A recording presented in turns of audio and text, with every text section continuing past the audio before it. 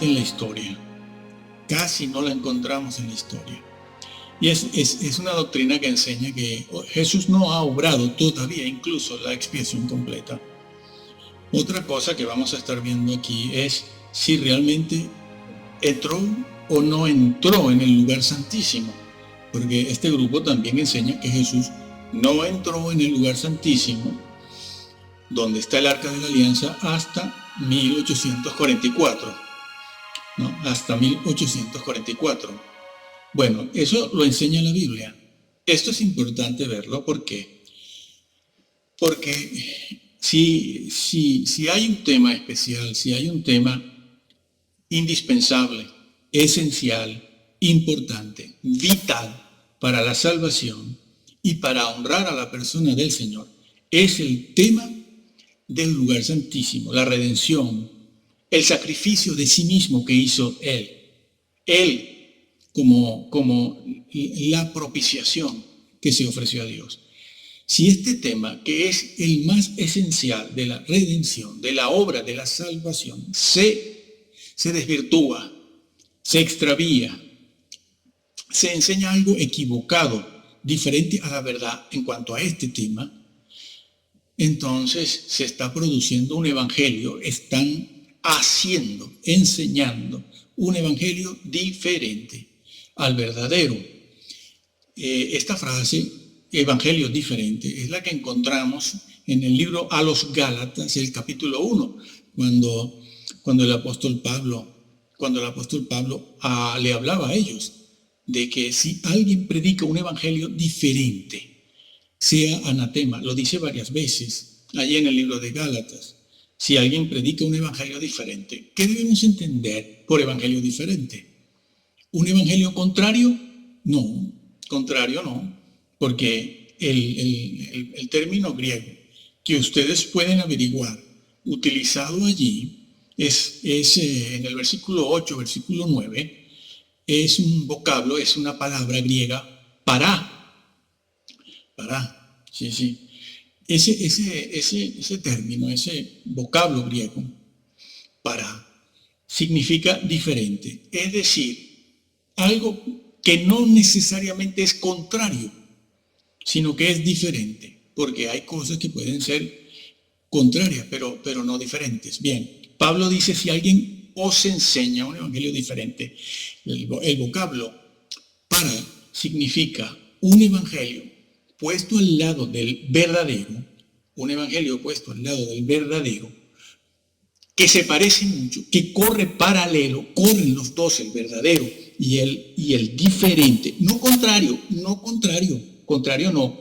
Pablo dice diferente, puesto al lado del verdadero, parecen el mismo, parecen los mismos, parece el mismo evangelio, pero hay algo que lo hace tan distinto, que trastoca completamente la doctrina, en este caso a los Gálatas y en este caso en Hebreos que estamos viendo, la trastoca de tal manera que no puede producir la salvación. Por una parte, y por otra, deshonra al Señor, lo deshonra completamente, porque es un evangelio diferente, porque predica un plan de salvación, un plan de redención, una expiación y una propiciación que es completamente diferente, diferente, y no produce la salvación. Incluso son dos evangelios que corren paralelos, parecen iguales, son de la misma esencia, son del mismo tipo, pero hay una diferencia importante. No es contrario. No dice Pablo un evangelio contrario. ¿Cuál es el color contrario al negro? El blanco, contrario. Pero un color diferente al negro, ¿cuál puede ser? El amarillo, el azul, el rojo. Esa es la idea, sí señor. Esa es la idea. Y Pablo dice, el que predique un evangelio diferente, puesto el verdadero al lado del falso, corren paralelo, son evangelios de la misma esencia, de la misma naturaleza, pero tienen algo que desvirtúa completamente la doctrina y la salvación final. Y él dice, el que haga eso, sea anatema, es decir, maldito, maldito. Entiéndase que Pablo, cuando habla de esto, allí en el libro a los Gálatas, lo está diciendo porque algunos allí, judaizantes, quizás ebionistas, cristianos, creyentes en Jesús, estaban allí en la iglesia, en los grupos que se congregaban en el nombre del Señor. Enseñaban también, querían también que los gentiles se circuncidaran. Allí en el libro de los Gálatas no se dice un evangelio diferente para referirse a que estaban obligándolos a guardar la ley. No, en el libro de Gálatas no se dice eso, no se habla del decálogo. Se está hablando de otra cosa, de la circuncisión, nada más que de eso, de eso. ¿Por qué? Repetimos, porque habían judíos, cristianos, quizás ebionistas, lo que hoy conocemos como ebionistas, que querían circuncidarlos. Jesús, sí, el Salvador, el Redentor, el Hijo de Dios, que resucitó, sí, pero hace falta la circuncisión. Y Pablo dice, si aceptan eso, si enseñan eso, si creen eso, están predicando un evangelio diferente. Hoy en día se preguntan los creyentes dicen, ay, por una cosa tan simple como la circuncisión, ¿y eso qué importa? Eso no salva a nadie. Bueno, pues te pierde, porque eso cambia completamente el evangelio. Lo cambia completamente en última instancia, lo cambia. Por eso Pablo dice, el que crea esto, aceptando a Jesús, creyendo en Jesús y todo lo que tiene que ver con él, si llegas a hacerte la circuncisión, si creen eso, están predicando un evangelio diferente. Esto de esta enseñanza que dice que Jesús no obró la expiación completa, que Jesús no entró en el lugar santísimo hasta 1844, es lo mismo, es un evangelio diferente. Esta es la doctrina oficial de los helenistas, adventistas, aunque algunos maestros de los adventistas, dándose cuenta de que esa doctrina no es evangélica, no es bíblica, están enseñando la verdad de que Cristo sí expió completamente los pecados del hombre y sí entró en el lugar santísimo en el momento de su muerte, su resurrección y ascensión. Porque claro, no es la doctrina oficial, la teología oficial de los adventistas, que enseña lo que ya hemos dicho, que Jesús no obró la expiación completa y que Jesús no entró en el lugar santísimo hasta 1844 y muchas otras cosas que nosotros en este momento no estamos viendo aquí. Pero vamos a ver si eso es verdad. Si ese evangelio que esta señora predicó se corresponde con la verdad bíblica, porque si no, es un evangelio, repetimos, diferente, totalmente diferente. Se parece al verdadero, pero no lo es, porque han cambiado la esencia de la obra de la redención, la esencia misma. Si cambias eso y no crees lo que ellos han escrito, en lugar de creer lo que está escrito en la Biblia, ¿no? Bueno, allí entró Jesús, y tan es así que fíjense que más adelante en el libro de Hebreos, el capítulo 10, el versículo 19, leemos, dice el escritor así, así que, hermanos, teniendo libertad para entrar en el lugar santísimo por la sangre de Cristo, lo dice, incluso el apóstol aquí nos hace una invitación a nosotros mismos a entrar en el lugar santísimo. Sí, ¿por qué? Por el camino nuevo, dice, por el camino nuevo, por la sangre de Jesús, teniendo libertad para entrar en el lugar santísimo por la sangre de Jesús. La sangre de Jesús se hizo efectiva allí, hace 2000 años, en el lugar santísimo. ¿Por qué? Porque la expiación fue completa. ¿Por qué fue completa? Porque si se hace la ofrenda, se hace el sacrificio propiciatorio, entonces se ha obrado la expiación completa, ¿no? Se ha obrado la expiación completa, se ha derramado la sangre, se le ha ofrecido a Dios. Y en este caso fue Jesús, el perfecto, hombre perfecto, el que se ofreció. Entonces la expiación se ha completado. Bueno, Jesús pagó. Tan pagó que aquí, el capítulo 10 de Hebreos, El versículo 19 dice, ahora tenemos libertad para entrar. ¿Por qué? Porque Jesús entró con su sangre una vez para siempre. Bueno, abrió el camino. Nos gustaría leer el capítulo 9 en los versículos 6, 7 y 8, que es donde se nos dice lo que, o está la referencia que he hecho antes al capítulo 8, que no es el 8, es el 9.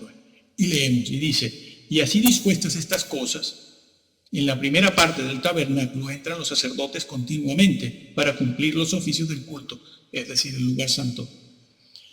Pero en la segunda parte, es decir, el lugar santísimo, solo el sumo sacerdote una vez al año, no sin sangre, claro, si entra sin sangre se muere. Dios lo juzga, Dios lo va a juzgar. Solo el sumo sacerdote una vez al año, no sin sangre, la cual ofrece por sí mismo y por los pecados de ignorancia del pueblo, dando el Espíritu Santo a entender con esto que aún no se había manifestado el camino al lugar santísimo. Claro, no se había manifestado. El vocablo griego usado aquí para manifestar es poner en evidencia, descubrir, mostrar. No se había mostrado el camino, no se había manifestado el camino al lugar santísimo. ¿Por qué? Porque Jesús no había muerto. Pero luego, en el capítulo 10, vemos que dice, no, ahora tenemos el camino nuevo. ¿Por qué? Porque Jesús lo abrió con su sangre. O sea que podemos entrar en el lugar santísimo. Sí, ya puedes entrar. En oración, entiéndase. Entiéndase, en oración. La oración es otro tema. Y acercarse al Señor en santidad es otro tema. Bien, pero lo está diciendo. El Espíritu Santo dio a entender en el Antiguo Testamento, en el antiguo pacto, que aún no se había abierto el camino al lugar santísimo, no se había manifestado, no se había descubierto. ¿Por qué? Porque Cristo aún no se había ofrecido en la cruz. Pero una vez que Jesús se ofreció, ascendió, como hemos ya dicho 2 o 3 veces aquí ahora, se abrió el camino nuevo al lugar santísimo por su sangre. Entre tanto que la primera parte del tabernáculo estuviese en pie. Muy bien, pero es que eso mismo está dicho en Hebreos 7, y paso a leerlo. Dice, hablando de Jesús, mas Jesús, por cuanto permanece para siempre, es decir, está hablando de su inmortalidad, permanece para siempre. Jesús es inmortal en su cuerpo. Entiéndase que no se está hablando de Jesús o haciendo una referencia a su deidad. Ya sabemos que Él es eterno, porque es Dios, o mejor dicho, tiene deidad. Pero aquí se habla de Él como sumo sacerdote. Dios no puede ser sumo sacerdote, el Padre, no, tiene que ser un hombre. Y ese hombre tiene que ser Dios. Entonces ese es Jesús. Jesús es Dios y es hombre. Porque es hombre, además de Dios, puede ser sumo sacerdote. Pero si no tiene la naturaleza humana, no puede ser sumo sacerdote, ni mediador, ni intercesor. Por cierto, mas Jesús, por cuanto permanece para siempre, en su naturaleza humana es eterno.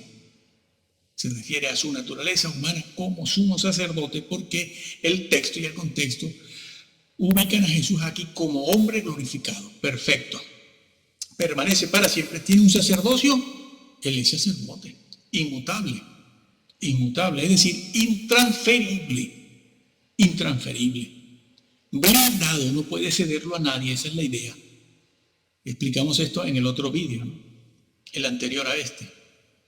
Por lo cual puede también salvar perpetuamente, es decir, completamente, a los que por Él, por Jesús, se acercan a Dios viviendo siempre para interceder por ellos. Si no está en el lugar santísimo, ¿cómo puede interceder? Ni mediar. ¿Y cómo podemos nosotros buscar un mediador si Él no está en el lugar santísimo? Señores, tienen que atender al texto de Casiodoro, el texto de Casiodoro, el griego, que lo dice. No hay que esperar a 1844, ni a un juicio de preadvenimiento y estas cosas. ¿No? Yo me puedo acercar. Sí sirvió para ellos. Ellos lo creían esto y se acercaban a Dios a través de Jesús en el lugar santísimo para obtener misericordia, ayuda, perdón. Porque no lo voy a poder hacer yo en el siglo XXI. ¿Cómo que la expiación es incompleta? Y si es incompleta, ¿por qué esto está sucediendo aquí? No, al contrario. Esto demuestra que la expiación fue completa. Completa. Viviendo siempre para interceder por ellos. Ese es el trabajo del Señor en este momento. Interceder y mediar. Mediar, sí, intercede y también media. Si no, no se diría en 1 de Juan 2:2, abogado tenemos para con el Padre, a Jesucristo el justo. Sí, Jesucristo es el que nos puede llevar al Padre. ¿Por qué? Porque Él es el sumo sacerdote. Desde siempre, desde que ascendió, es sumo sacerdote. Está en el lugar santísimo. Tremendo error, amigo. Esto que enseñan, esta secta pseudo cristiana. El camino al lugar santísimo no ha sido abierto. Claro, antes de Jesús no había sido abierto. Nadie tenía libertad para entrar en el lugar santísimo. Si a alguien en el Antiguo Testamento se le ocurría entrar en el lugar santísimo, como hemos dicho antes, moría. No había libertad para el pueblo, para la gente, solo para el sumo sacerdote. Pero una vez que Cristo rasgó el velo de arriba abajo el velo del templo de Jerusalén, estaba abriendo el camino nuevo, por el camino nuevo, como está dicho aquí en Hebreos, por el camino nuevo abierto por Jesús. Y ese camino nuevo, ese velo rasgado, nos descubrió, nos dejó a la vista y a nuestro acceso el lugar santísimo. El lugar santísimo. Esa es la doctrina propia de la salvación, la esencia de la obra de la salvación, de la redención, es este tema. Si lo extravías, si lo cambias, si lo tergiversas, has creado un evangelio diferente. Y como decíamos al principio, quien enseñe, quien escriba, quien haga una doctrina con un evangelio diferente, sea anatema, es decir, maldito. Y se puede pensar que una persona maldita va a entrar. Una persona que ha añadido doctrinas que no son bíblicas, va a entrar. ¿Es esto un insulto? ¿Es esto una ofensa? ¿La verdad ofende? Bueno, sí, es verdad, la verdad ofende. A los afectados les tiene que ofender. Y lo dice. Teniendo libertad para entrar, tenemos libertad. Yo no tengo que esperar a 1844, ni a que venga el señor Miller o la señora Elena para que me diga quién ha entrado y quién no. No, la Biblia me lo dice. Y si esto fue verdad y fue real y lo practicaron en el siglo I, yo lo puedo practicar también, creer también, leer también, poner por obra también en el siglo XXI. Por el camino nuevo, dice el versículo 20, lo dice, el camino nuevo. ¿Cuál es? ¿Qué camino? Bueno, el que abrió Jesús. El que abrió Jesús. ¿Cómo? Con su sangre. Camino nuevo y vivo, que Él nos abrió a través del velo. Aquí velo es su cuerpo. Y teniendo un gran sumo sacerdote sobre la casa de Dios, acerquémonos con corazón sincero, en plena certidumbre de fe, purificados los corazones de mala conciencia y lavados los cuerpos con agua pura. Está dicho. Pues está dicho. ¿Cómo? La expiación se obró completa. Porque la expiación es un evento, es un hecho, es un incidente, no un accidente. La expiación es un acto, es un hecho, es un evento que se hace de una sola vez, la expiación, no a lo largo de 40 siglos. O que empezó la expiación en el siglo I. El versículo 11 que dice, pero estando ya presente Cristo, sumo sacerdote de los bienes venideros, por el más amplio y más perfecto tabernáculo, no hecho de manos, es decir, no de esta creación, de esta creación. Bueno, lo está diciendo. El escritor a los hebreos, sea Pablo o sea algún otro, lo está diciendo, estando ya presente. Lo dice, está presente. Y dice cómo está presente. Y dice dónde está presente. En primer lugar, dice Cristo. Está ya presente. ¿Dónde? Como sumo sacerdote. Primero dice cómo. Está presente como sumo sacerdote. Si lo dice, si dice sumo sacerdote, es porque está refiriéndose al lugar santísimo. Ya de entrada. de entrada, porque para entrar en el lugar santísimo había que ser sumo sacerdote. Si no, no se puede entrar. El que osara entrar en el lugar santísimo sin ser sumo sacerdote moría en el acto. En el acto. Eso está escrito también. Léase Deuteronomio, Levítico, Números. Léase. Eso está escrito. Se dice eso. Moría en el acto. Ya de entrada, nada más que por deducción lógica, cuando se dice, estando ya presente Cristo, sumo sacerdote de los bienes venideros, por calificarlo de sumo sacerdote, es que se está refiriendo a Jesús en el lugar santísimo.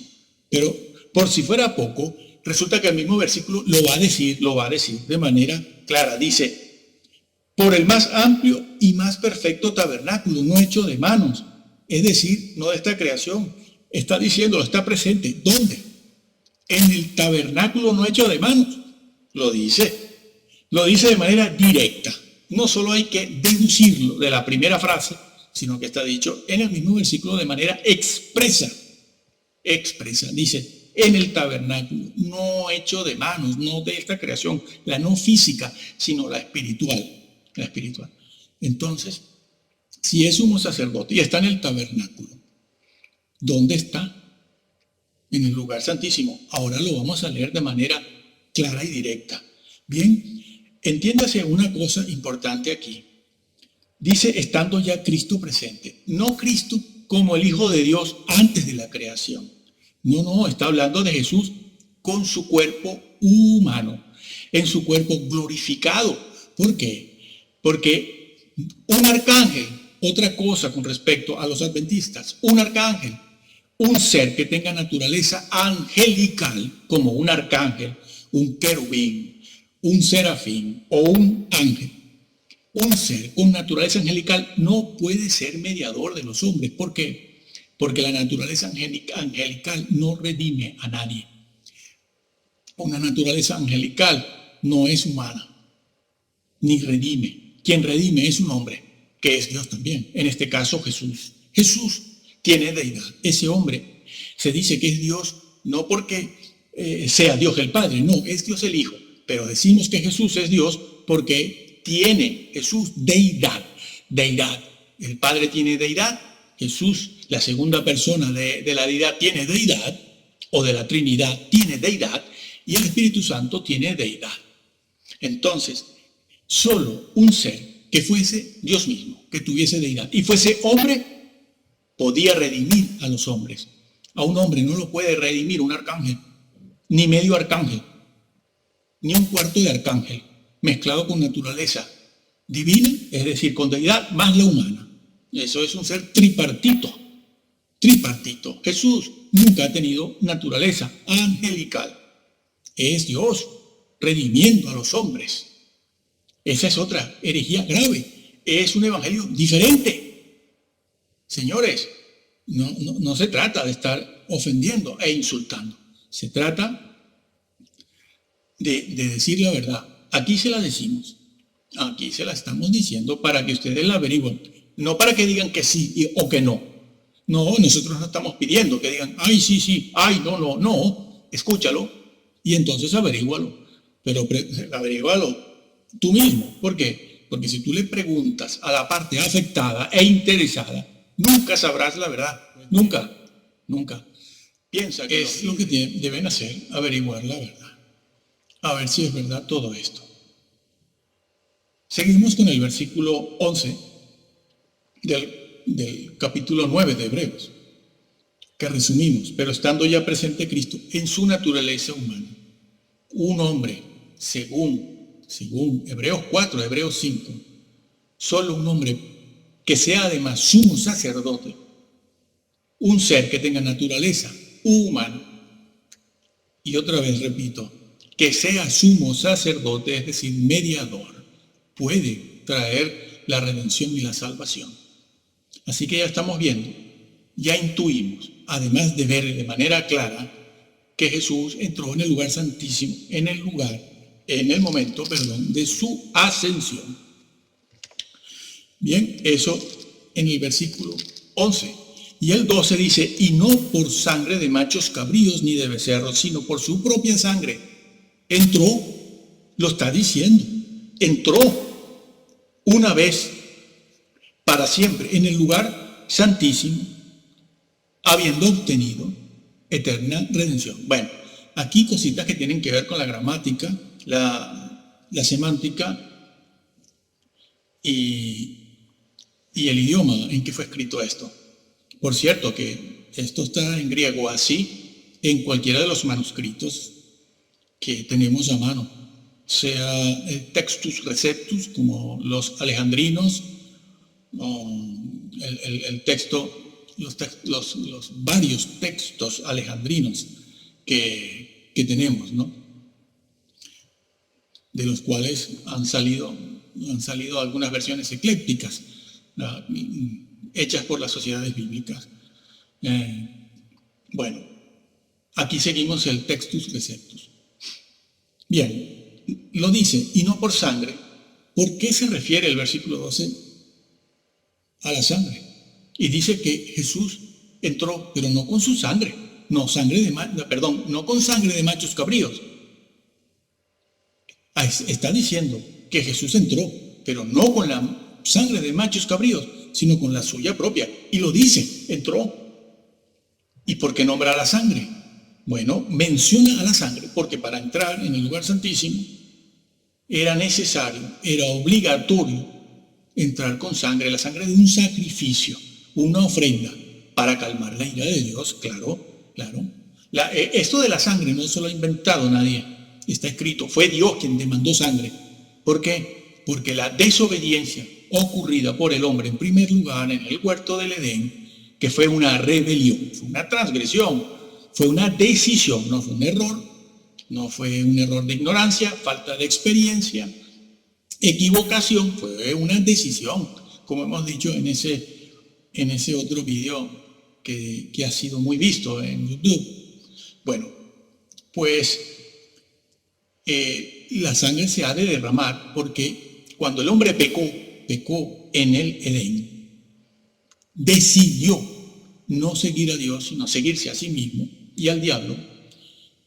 A esa rebelión le corresponde una sentencia. ¿La sentencia cuál era? El día que de él comiereis, ese día moriréis. Esa es la sentencia. Entiéndase que la muerte allí es una muerte eterna de la que está hablando el Señor, porque la ley quebrantada es una ley eterna. La ley eterna es Dios quien la ley pide una ofrenda, una compensación, un castigo por la ofensa que le hemos hecho en el Edén. Y eso implica derramar sangre. Por eso se habla de sangre. Siempre se habla de sangre. Y por eso se dice así aquí, que Jesús entró, no con la sangre de machos cabríos, becerros, ovejas, etc., sino con la suya propia. Porque Dios no admite otra cosa. No lo decimos nosotros, lo dice Dios. Alguien tiene que pagar por esa ofensa.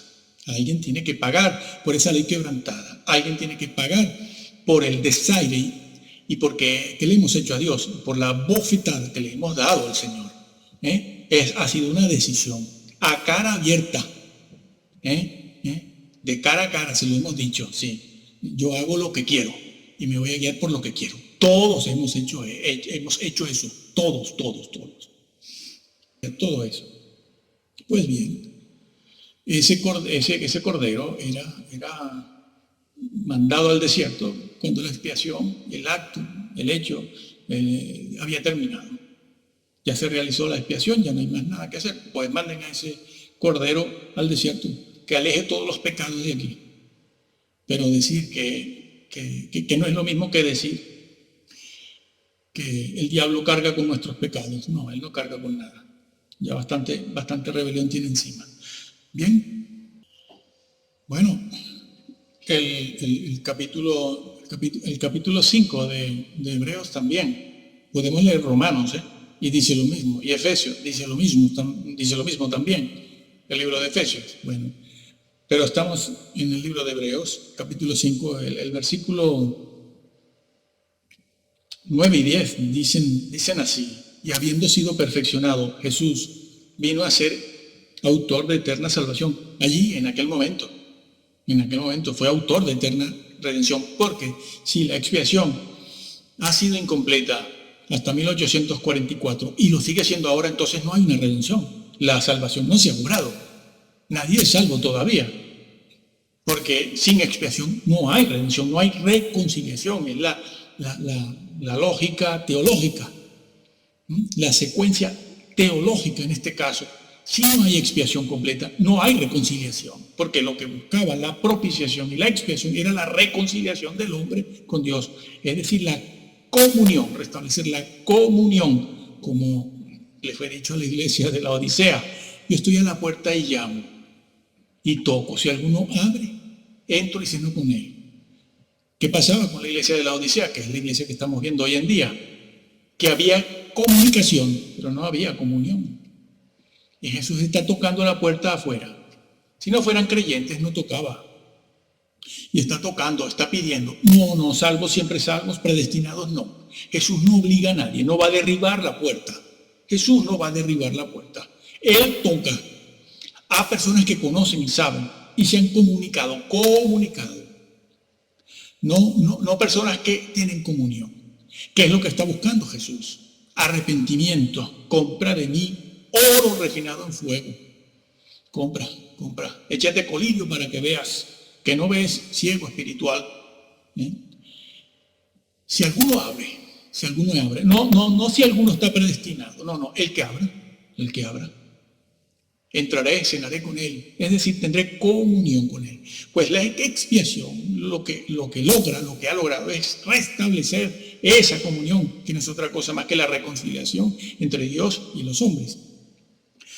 Aquí dice, pues, y habiendo sido perdonado, vino a ser autor de eterna salvación para todos los que le creen. No, le creen, no, le obedecen. Puede ser borrado del libro de la vida, que puede ser borrado. Sí. Y fue declarado por Dios sumo sacerdote. ¿Cuándo fue declarado? Fue declarado ya. ¿Y cómo es que estos otros dicen que no? Que hasta el siglo XIX no había entrado, no había sido. Bueno, pero es que el libro de Hebreos dice otra cosa. Yo sigo el amor en la verdad y sigo la verdad en amor. Fue declarado sumo sacerdote según el orden de Melquisedec. ¿Cuándo fue declarado? Cuando ascendió. Traspasó los cielos. Lo dice aquí también. El capítulo 4, el versículo. Así que Jesús entró, necesitaba la sangre. Y el hecho de que se mencione la sangre y la suya propia de él, de Jesús, es una afirmación o reafirmación de que lo está haciendo en el lugar santísimo. Está entrando en el lugar santísimo. Por eso se ha dicho en el versículo anterior que entró presente ya a Cristo como sumo sacerdote.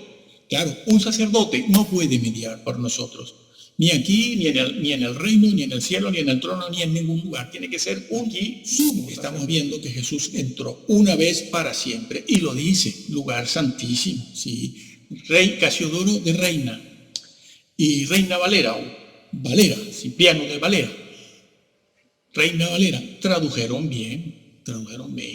Lugar santísimo. Claro que en el griego original se dice y se habla de entró en los santos, en plural, los santos. ¿Y cómo se traduce eso, los santos? Que entró con su propia sangre una vez para siempre en los santos. Lo menos que han podido hacer los traductores adventistas es poner aquí eso, lo menos, los santos, si querían ser sinceros y honestos a la hora de reflejar el texto griego en la Biblia, Casiodoro de Reina.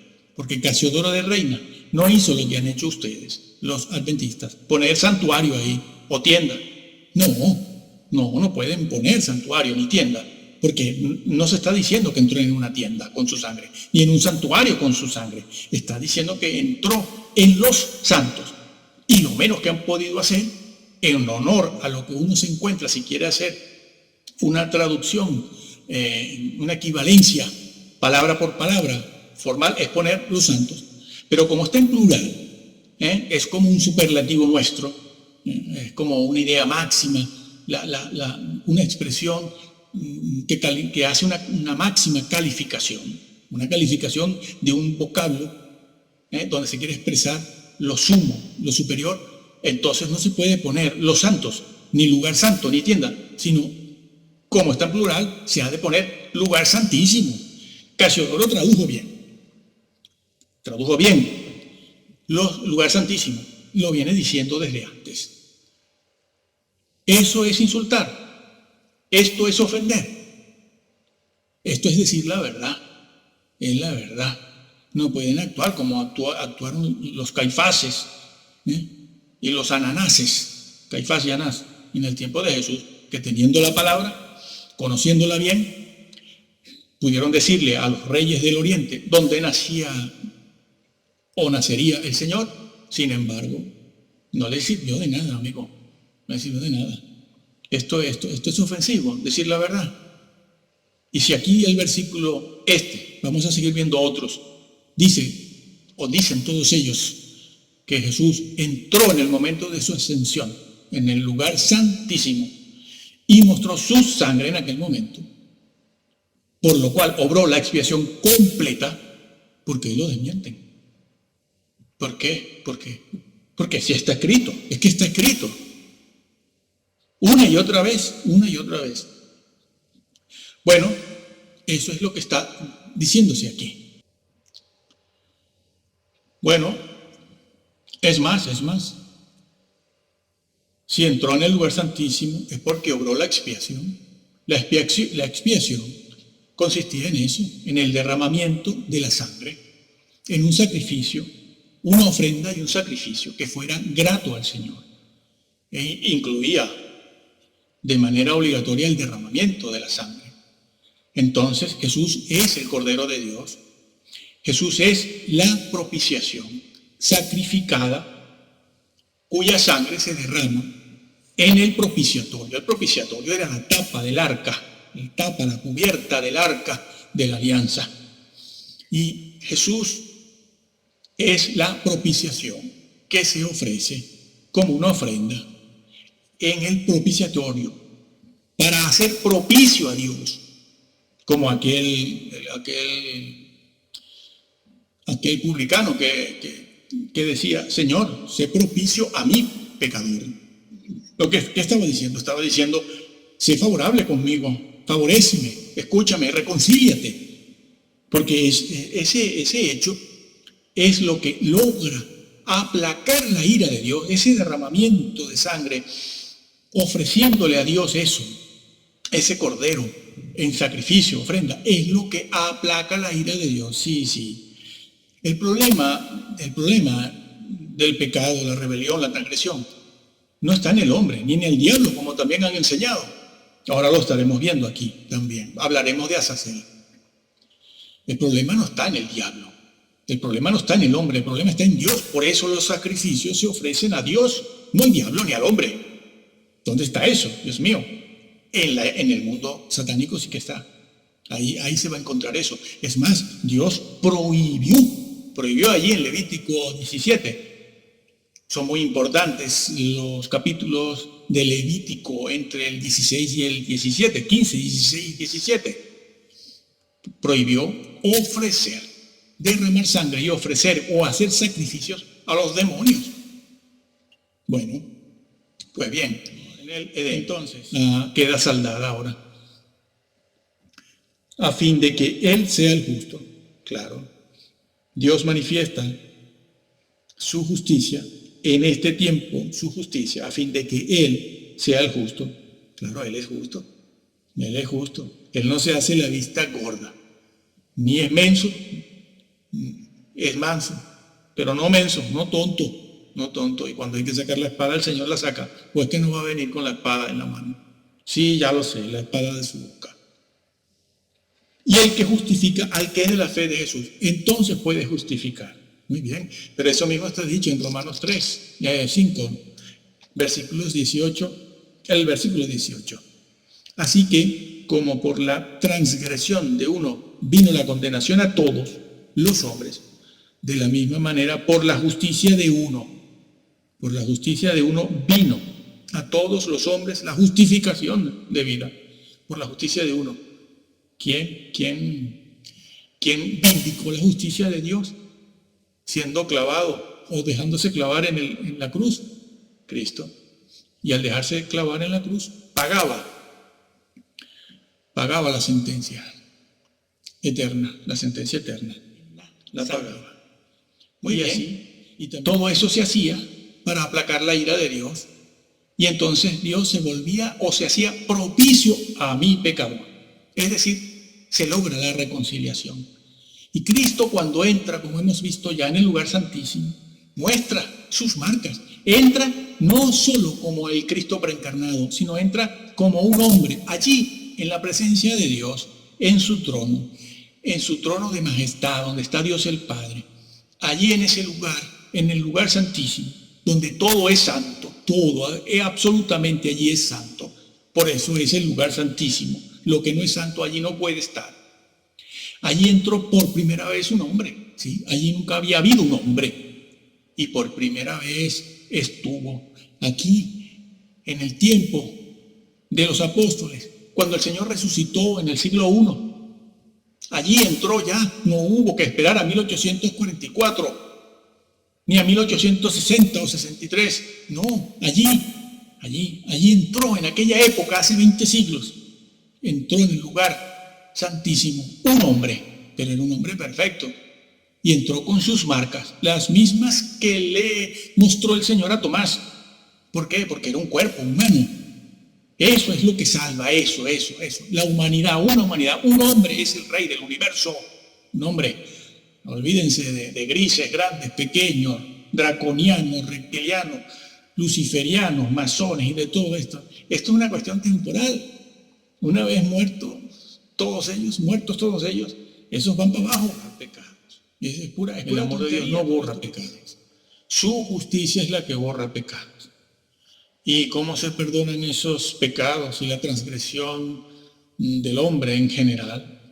La rebelión del hombre en toda la redondez de la tierra desde el huerto del Edén. ¿Cómo se borra?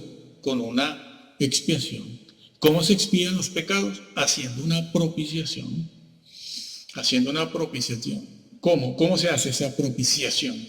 Bueno, entrando en el lugar santísimo y ofreciendo allí, o mejor dicho, asperjando con la mano la sangre de un cordero sacrificado. Y eso se dio todo en la persona de Jesús.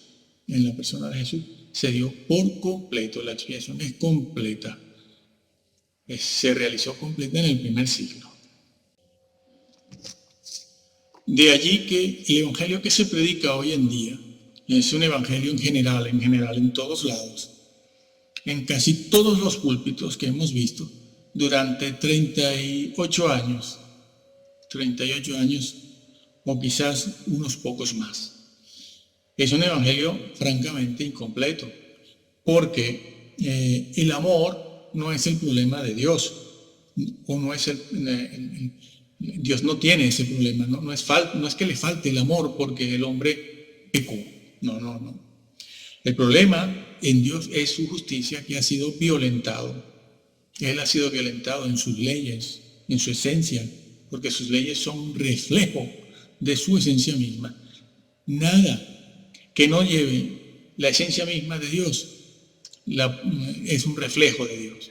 Dicho de otra manera, cuando Dios hace algo o de Él emana algo, eso que emana siempre lleva sus atributos, sus distintivos, su esencia, su naturaleza. Cuando Él dio los 10 mandamientos, estaba dándose a sí mismo. Y, por ejemplo, si uno de los mandamientos dice, y este es un ejemplo muy, muy sencillo, trivial, simplón, si hay un mandamiento que dice, no matarás, lo da porque es un reflejo de la esencia y la naturaleza de Dios. Es decir, Dios no mata. Y como Él no mata, da una ley que dice, no matarás. 5 del capítulo 7 lo dice claramente. Se acercan a Él, ¿a quién? Al Padre. ¿A través de quién? De Jesús. O se acercan por Él, por Jesús, a través de Jesús, al Padre. Viviendo Jesús siempre para interceder por ellos, claro. Jesús vive, sí. ¿Qué hace Jesús en el cielo ahora, en este momento, en su reino, en el trono, a la diestra del Padre? Interceder, ese es su trabajo. Su trabajo comenzó cuando ascendió, no terminó. comenzó una labor intercesora. ¿Por los incrédulos? No, como hemos dicho ya. Por los que son salvos, como está diciendo Pablo aquí en el libro a los Hebreos, como lo dice Pablo aquí. Acerquémonos, una invitación a los mismos creyentes a acercarse para que Jesús siga intercediendo. Sí, necesitamos que interceda. ¿Por qué? Porque cuando pecamos, cuando apostatamos, cuando torcemos la doctrina, la palabra de Dios, y cuando pecamos, necesitamos ser perdonados. Sí, no se piense que porque salvos, una vez salvo, como enseña este Señor, ya de todas maneras tú entras, no pasa nada. No, Jesús tiene que volver a interceder por ti. Tiene que volver a interceder por ti. Si no, no se diría lo que se dice en 1 de Juan 2:1. Si alguno ha pecado, abogado tenemos para con el Padre, a Jesucristo el justo. Eso vive para eso, y la historia. Bueno, eso es lo que hace Jesús, interceder por los que en forma regular se están acercando al Padre a través de Él con su sangre. Con su sangre. Jesús está allí con su sangre. No intercede por inconversos, sino por creyentes. Así que Jesús intercede, como hemos dicho, con su sangre en el trono. Y no solo el día en que una persona se convirtió. Bueno, Jesús está allí intercediendo por eso. Y el versículo 25 dice que puede salvar perpetuamente. Bueno, vamos a ver. La palabra que aparece aquí, salvar, aparece en infinitivo. Simplemente habla de la acción salvar. No dice más nada. Sí, en el griego. Exégesis. Una exégesis simple, sencilla. Salvar, infinitivo. El infinitivo no lleva número, no lleva género, no lleva persona. No indica absolutamente nada, sino la acción. La salvación. Pero no dice más nada. Pero aquí en este versículo, ese infinitivo está calificado. Está definido, sí. Dice salvar perpetuamente. Esa palabra, perpetuamente. En el cielo vamos a ser salvos también. No, se está refiriendo aquí a la tierra. Puede salvar aquí en la tierra perpetuamente. Algunas traducciones hoy en día ponen salvar completamente. A lo mejor lees una Biblia, dice, como Reina Valera, por ejemplo, perpetuamente, y está bien puesto. Y a lo mejor lees en otra y aparece completamente. Dice, bueno, pero ¿es perpetuamente o es completamente? Bueno, la traducción más cercana al original es absolutamente por completo. Sí, te lo explico. Puede salvar perpetuamente, completamente, es decir, en forma absoluta. ¿A qué se refiere? A que es capaz no solo el Señor, la intercesión, la mediación del Señor, no solo es capaz Él, en ese trabajo, en esa función de sumo sacerdote, no solo es capaz de haberte salvado el día que te convertiste, y en el presente, que suponemos que somos salvos ahora, eres salvo ahora, sino que es capaz de salvarte, incluso de llevar tu salvación hasta el final, absolutamente, perpetuamente, completa, hasta que se complete la salvación, hasta el día en que te presentes delante del Señor. Eso es lo que significa este versículo, esta palabra, esta frase en el versículo 25 de Hebreos 7. ¿Lo sabías? ¿Te lo han dicho?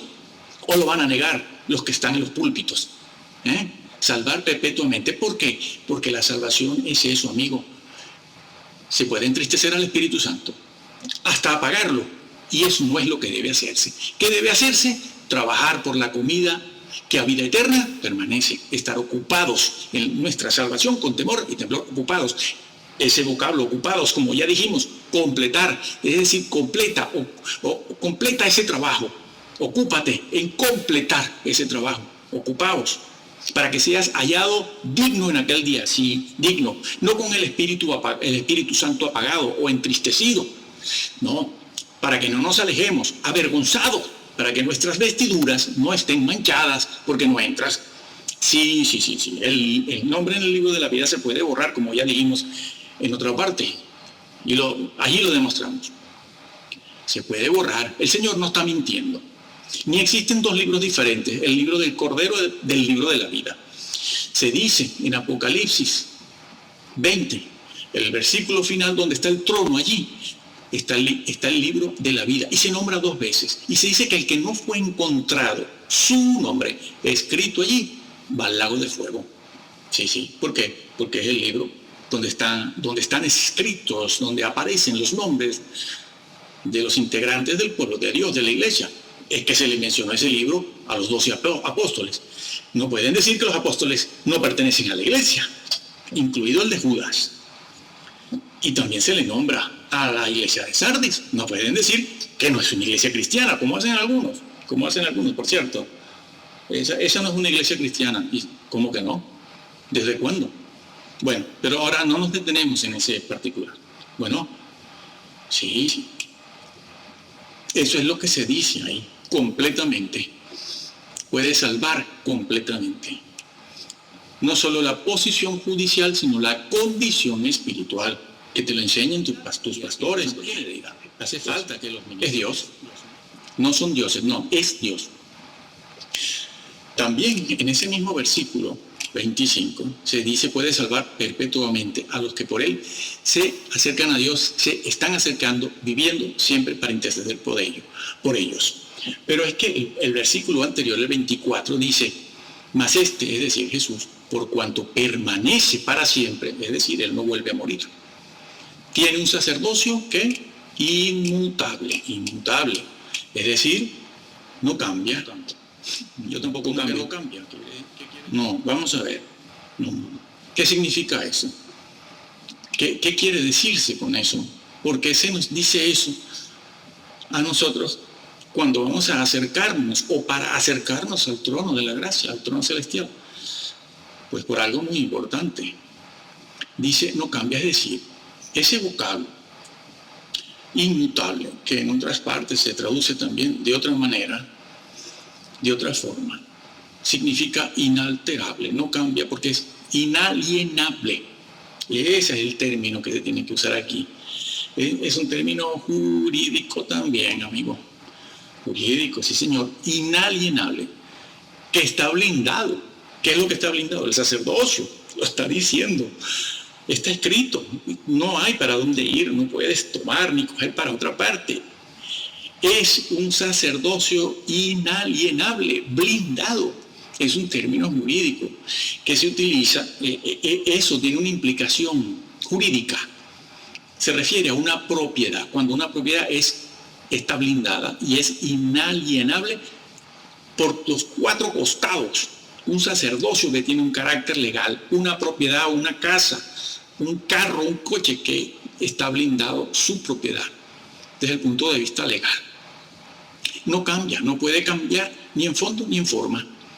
De ninguna de las maneras, no se puede hacer nada con esa propiedad. En este caso, el sacerdocio de Jesús, su sacerdocio, no se puede hacer nada que no lo haga él mismo.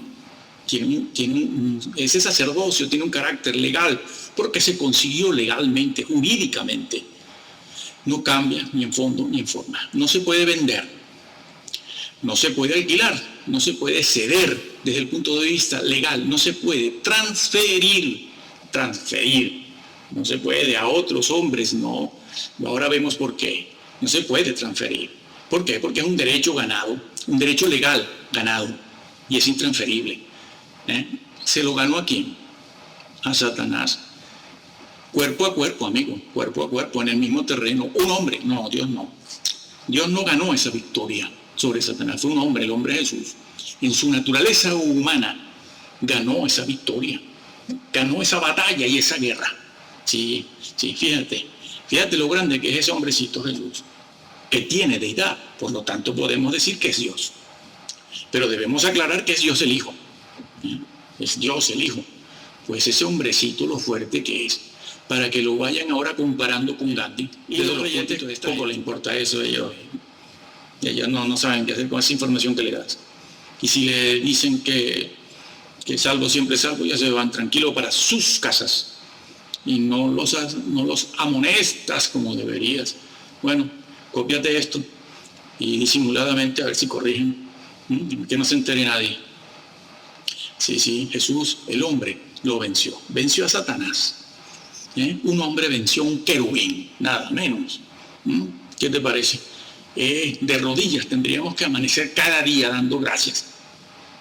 Si no, pregúntale eso a un endemoniado que ha dejado, que Jesús, al cual Jesús ha libertado de eso. Son personas que agradecen muchísimo y valoran muchísimo la obra de Jesús, porque ellos saben lo que son los demonios.